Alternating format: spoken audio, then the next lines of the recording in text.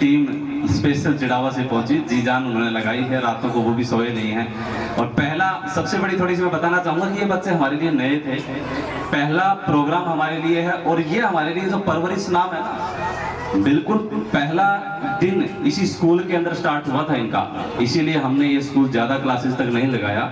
Nursery, LKG और UKG, first class के कुछ बच्चे हमारे पिछली साल हमने स्टार्ट किया था, तो वही हमारे के बाद फर्स्ट क्लास के बच्चे हैं। तो हमने जो पौध होती है उनको, यानी कि जो कोरा कागज आपने हमारे पास भेजा था, और आपके विश्वास को हमने उस कोरे कागज को एक लिखित स्याही के रूप में कैसे लिखा है वो आपके सामने शायद दिखे होंगे। कुछ झलकियां आपको सीएससी बाल विद्यालय के पीछे भी दिखाई दे रही। ऐसी एक्टिविटी जो है वो हमारे स्कूल के अंदर होती हैं। कई लोग देखते होंगे कि पीछे स्क्रीन के ऊपर ऐसा कुछ बाहर का दिखाया गया है, तो जो एलेक्सा सामने देखिए, ये ऐसे ऐसे हमारे प्रोग्राम्स जो हैं बीच में हमारे साथ होते रहते हैं। ये मैम जो आपको दिखा रही है, यह होली सेलिब्रेशन है। हर एक सेलिब्रेशन जो है वो हम बच्चों के साथ में सेलिब्रेट करते हैं, ताकि बच्चे को भी सेलिब्रेशन का पता चले, हर प्रोग्राम का पता चले। कोई भी एक्टिविटी होती है हम बच्चे को हर चीज के अंदर इन्वॉल्व करने की कोशिश करते हैं, बशर्ते कई बार जैसे सर ने बताया कि बच्चे मानते नहीं हैं, लेकिन मानते तो नहीं है, ये बात हम भी मानते हैं। लेकिन अध्यापक वास्तव में चीज ही ऐसी होती है, हमारे भी सामने अगर हमारे अध्यापक बैठे होते हैं ना, तो हमारे अंदर भी बहुत सारी शब्दावली होती है, वो भी शायद रुक जाती है, क्योंकि अध्यापक अध्यापक होता है और माता पिता होते हैं। हम भी, अगर हमारे पास भी दो बच्चे हैं, जैसे सामने अब गुड़िया रो रही थी, जैसे ये घर पे जाते हैं हमारी भी नहीं मानते। माता पिता हम उनके लिए हैं, लेकिन जैसे ही यहाँ पे स्कूल में आते हैं तो मानते हैं।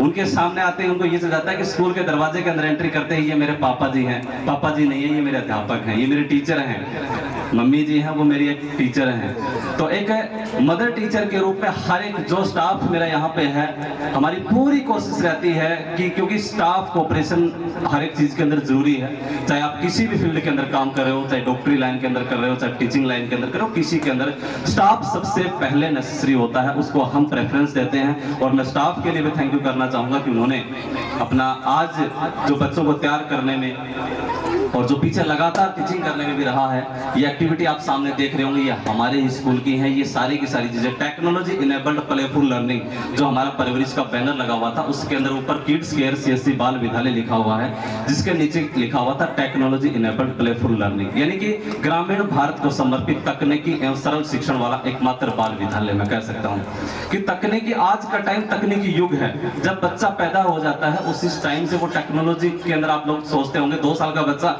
आज भी मैं कई बार हम आते हैं तो पेरेंट्स आते हैं, कहीं हमारा 2 साल का बच्चा है जी, आप ले लोगे क्या? हम तो उसको यही बोलते हैं कि जी अगर वो टॉयलेट के लिए, बाथरूम के लिए बता देता है तो हमारे पास चाहे 1.5 साल का आ जाए, हम उसको कर लेंगे। लेकिन सरकार की जो गाइडलाइन है 3 साल से 6 साल तक है। कई पेरेंट्स अभी भी यहाँ से बैठे हुए कि हमारा तो बच्चा अभी 5 साल का नहीं, वहाँ नहीं भेजेगा।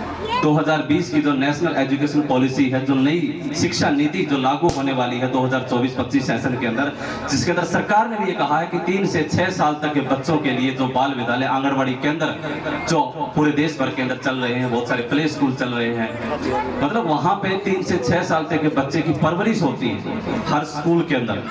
तो वहाँ पे जैसे आपका बच्चा 3 साल का हो जाता है, उससे आप स्टडी की फिक्र करने लग जाएं कि मुझे कहाँ पे भेजना है।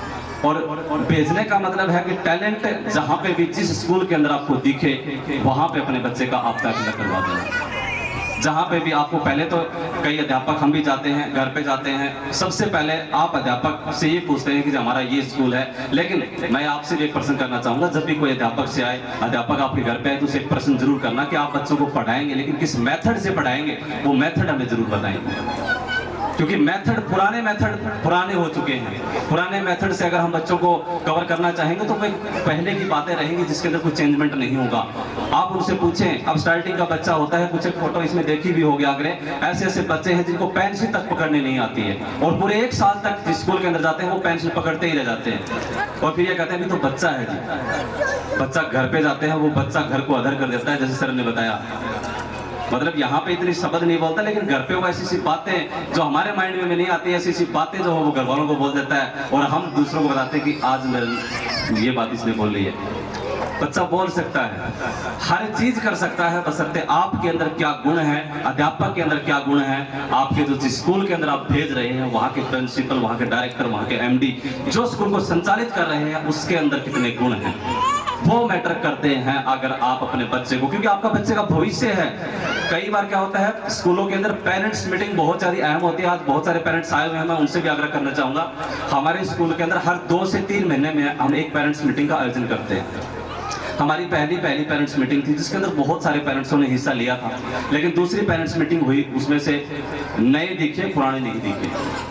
तीसरी पेरेंट्स मीटिंग हुई, उसमें भी नए दिखे पुराने नहीं दिखे। ऐसे ऐसे करके लास्ट तक जब हमारी पेरेंट्स मीटिंग आती थी उसमें पेरेंट्स कम होते चले गए। लेकिन मैं आपको बता देना चाहता हूँ कि 1 साल पूरा हो जाता है, हम आपको हर 2 महीने के अंदर, हर 1 महीने के अंदर बच्चे की रिपोर्ट देते हैं, और वो रिपोर्ट लेने आप आया करें। हमारी कमियां हो हमें बताया करें।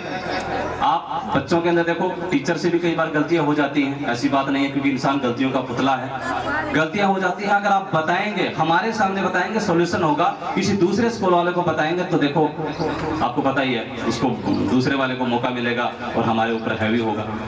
तो पहले हमें बताएं, हमारी गलती बार बार होती है, और अगर हम पूरे साल में आपको पूछते ही नहीं है, लास्ट में आपके सेशन में एंड में आपके घर पे आते हैं और आपको पूछते हैं जब के बच्चे की पढ़ाई कैसी है, तो पूरा 1 साल बीत चुका है, अब तो पढ़ाई जैसी थी वैसी रहेगी, हम बदल तो नहीं सकते।